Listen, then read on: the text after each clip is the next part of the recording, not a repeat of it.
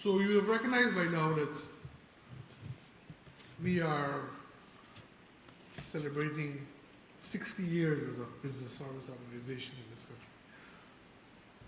And there is a part of the program where we're going to talk about some specific activities relevant to that achievement of being here for 60 years. But I just thought I'd take a couple of minutes and just go down a little bit of history to see if we can find some names of the persons who used to head this organization. But to my dismay, we didn't do a very good job of keeping records. Even my good friend Ramesh, he couldn't help me at all. He was telling me all sorts of different stuff. He had me change a whole set of names just now, because I had written down from records. There you go. He corrected me. He always does that. Thank you very much, sir. But truly, we haven't done very well in terms of keeping records, because if the math is correct, we would have been started in 1963. If you look around the room, a number of people here would not have been around in 1963. So I'm told when we started, we were called the Guyana Light Manufacturing Association. I have no idea what that means. So here we go. Here are some names of some people who would have been at the head of this organization over the years. Mr. Kim Kisoon, Mr. Mahabir Singh, George Jardine a couple of times, Brian Gittins, Mr. Ronald Webster, Mr. Satar Ghafoor, Brigadier General retired Nama McLean, Honorary Ramesh Duku, a couple of times, Nama McLean again, one time, yes. I see two here, I am telling you, Ramesh, I am seeing there 2 times you appeared here. Clinton Williams, Mohinder Chan is in the room, Mr. Caesar, God rest the dead, Sham Makta is here, Rafiq Khan. But there were a number of other people who were missing. Number of people. Right, I mentioned Doreen, and that's what I'm going to talk about right now. In all of this, there was only one woman, one female has been the head of the GMSA. So, I hereby declare, by the power vested in me, by Mr. Endar, that the next president of the GMSA will be a woman. No. No, the problem was, I had earmarked the person to be here, but she disappointed me. She just called and said she's not feeling well. But I'm told that she has some representatives here. So if the people from Volcan Timbers are here, tell Rosa and Volcan, no pressure. All right. So when we asked Minister to come here tonight, we specifically asked him to speak on a couple of issues that's happening in Guyana. Well, not a couple of issues, many, many issues. Not issues, projects. He calls them transformational projects. The president also mentions the same thing. So I'm not going to get into that. That's his forte. He can talk a whole night about that, but he's not going to talk a whole night about that. He has to go back to Parliament. They are voting on some bills, and he has to be there, and they only have one extra, his vote. So we have to make sure he gets back in time. So what I'm going to do, I'm going to take a couple of minutes, and I'm going to talk to you, the members of this GMSA, this BSO, and let you know the kind of things we are going to be doing for the rest of the year that concerns you, the membership, into the rest of the year and into the new year. I think you will find interesting. So here we go. Glass bottle factory. Now, some of us are old enough to know there used to be a glass bottle factory here, years ago. So what happened was, there's such a facility in Trinidad, one facility. And what happened is that they approached CARICOM through the COTED mechanism and said, they can produce all the glass in the Caribbean for everybody. And if you were to import glass from anywhere else, you will have to pay the CT. You know what I mean? So the companies under our membership, we have the 2 largest beverage companies in the GMSA. And as the age them are still limited, plus we have some of the mid-sized companies like Bricks and Sari, Tandy's, and of course all of our small agro-processors. We use a lot of glass. So we approached the IDB, and the IDB said, yes, we are going to fund a study for a feasibility study here in Guyana for glass manufacturing.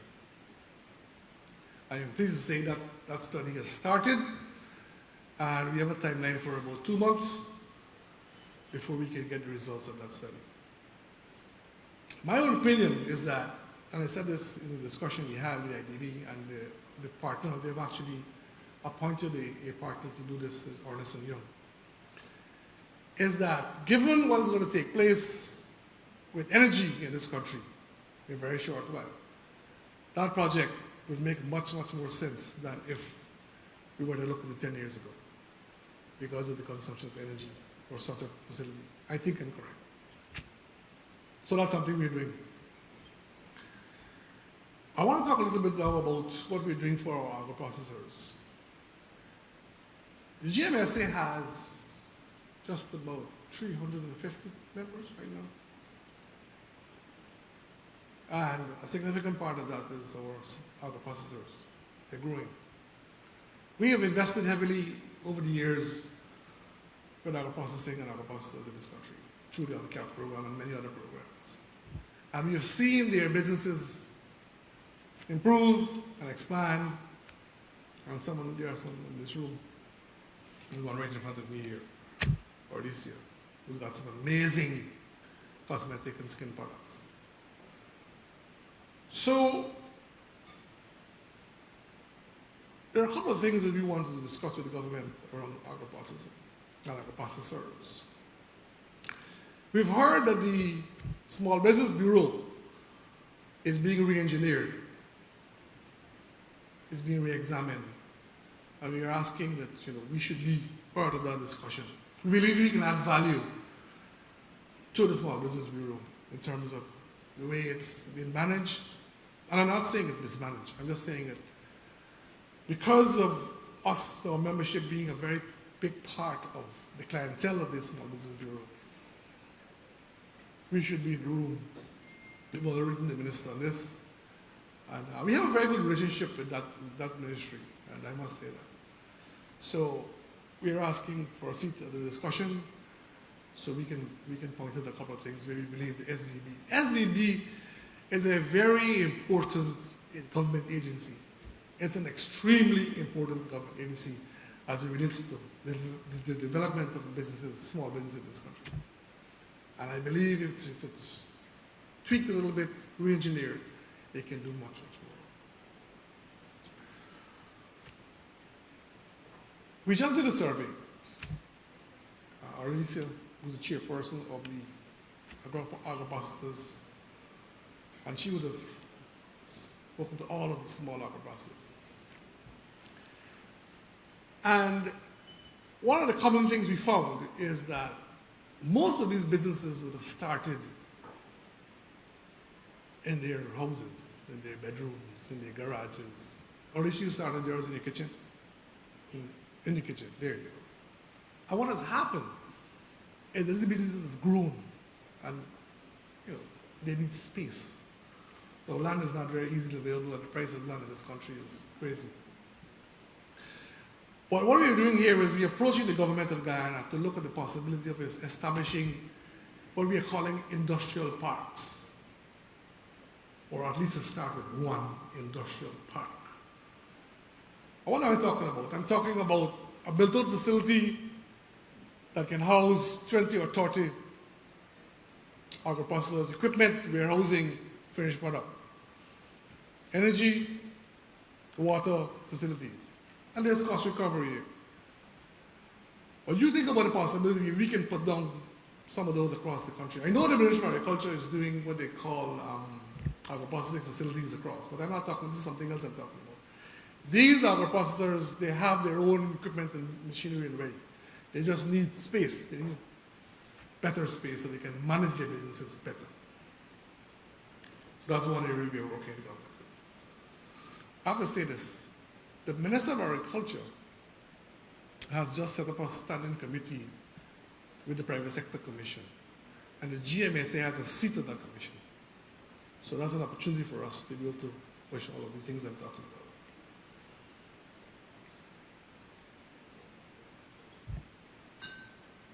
We need support from our processors and small businesses to attend these exhibitions when they are held overseas.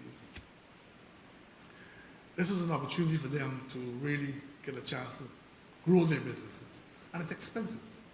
It's expensive. So we are talking to the government about a special budget every year. There's an expo in St. Vincent in October.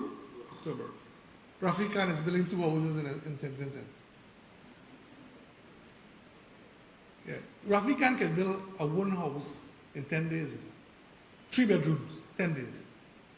So if you have a piece of land and you want a house in 10 days, call Rafi. Beautiful wooden house, 3 bedrooms, 10 days. Am I right? Here you go. But Rafik is going to St. Vincent. His business is expanding.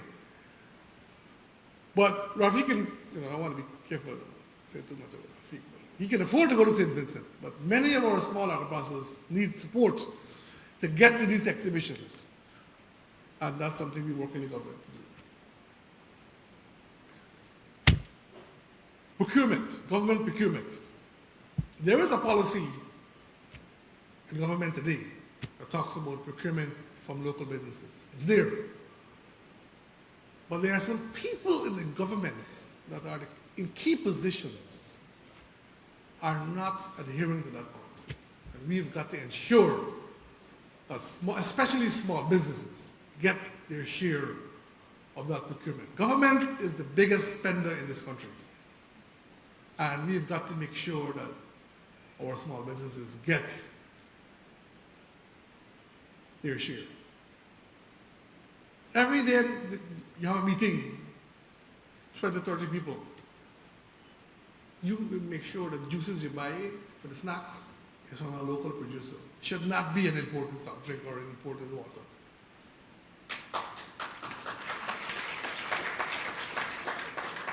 And there's much more, much more.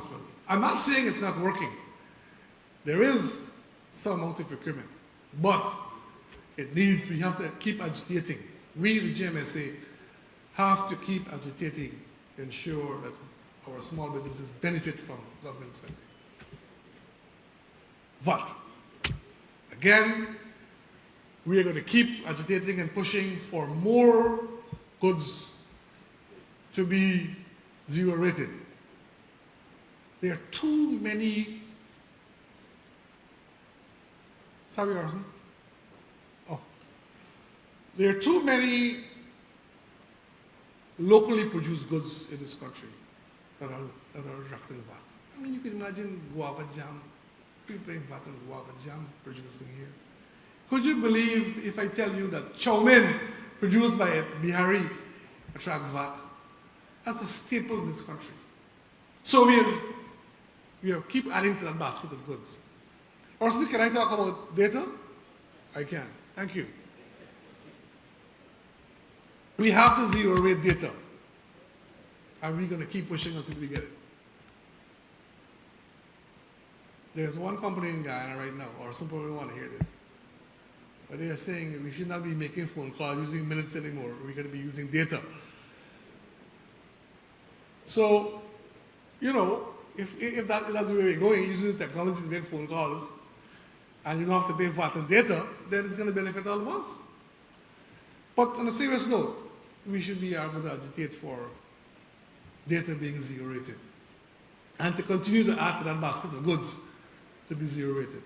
There are too many locally produced goods that are not attracting VAT. They should not be there. We are continuing to talk about the National Aid Laboratory of International Standard. I know in the budget, I think it was 2 years ago, and again, it was repeated in the last budget, but we are not seeing anything happening. So we have to keep asking the question. This country needs a laboratory of international standards so that food manufacturers especially can have their products tested right here in this country and not having to send our goods to other countries. The government did in fact said this is something they could do, so we're going to keep reminding them that this is something that they should do. I just want to talk a little bit about the national grid, and that is, we are very pleased that, and I was talking to Mr. Nair about this, that the government has actually awarded that contract. It's a huge contract, hundreds of millions of dollars, for the grid, to put the grid in order because of the coming of the gas to shore project. So I want to say to the companies, because there are a number of companies, manufacturing companies, some of them might be in this room, who are not on the grid. I was selling products but not on the grid. So we've started to make an adjustment, an investment. And the GPL would be willing to work with all of us to get ourselves back on the grid, because it would be shameful if gas to shore gets here and the energy cost goes down significantly and we're not on the grid. So I'm just saying to the companies who are not on the grid, you should be able to start making that preparation to get on the grid.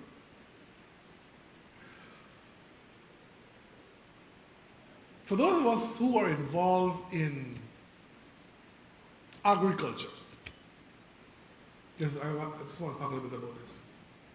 I sit on the board of NARI, and over the last year or so, I'm sure you'd have heard the government speak about the project that they were running on the shade house farming. And I can say to you that there have been some amazing results coming out of those shade houses that are being managed by NARI. You would be surprised to see the kind of roses, flowers, fresh flowers, onions, broccoli, sweet peppers. The project is making sense. The testing stage is over. So what's going to happen now is that the government is going to move.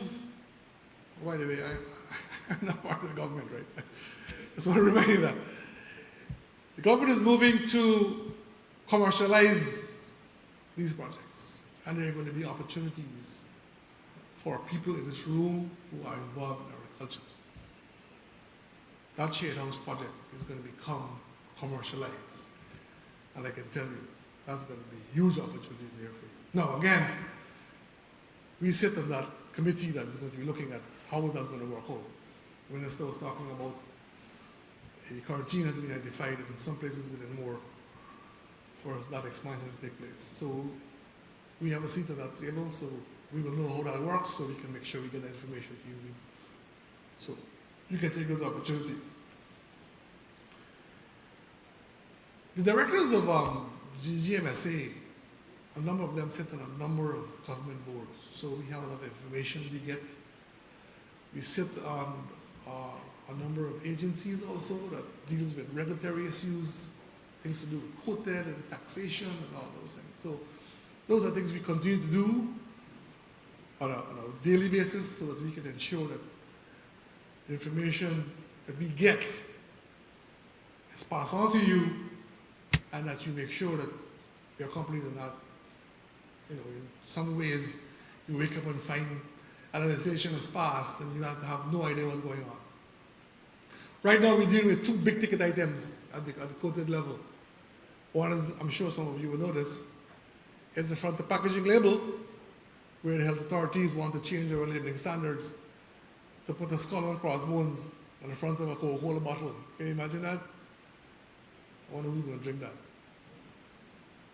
And then we're also dealing with an issue with Colombia wanting to bring goods into this country with a partial scope agreement, which is dangerous, very, very dangerous. Colombia can bring goods into this country at 1/3 the price of some of the prices we are manufacturing here. So those are some of the things that we are dealing with on a daily basis. Make sure that companies like members of the GMSA are not caught flat-footed and things are passed. Good, so I believe I have covered enough of what we do and what we're planning to do. I said I'll come back up here a little later to talk about some specific things we're going to do for the 60th anniversary. Myself and Nizam will talk about that. So thank you for your time.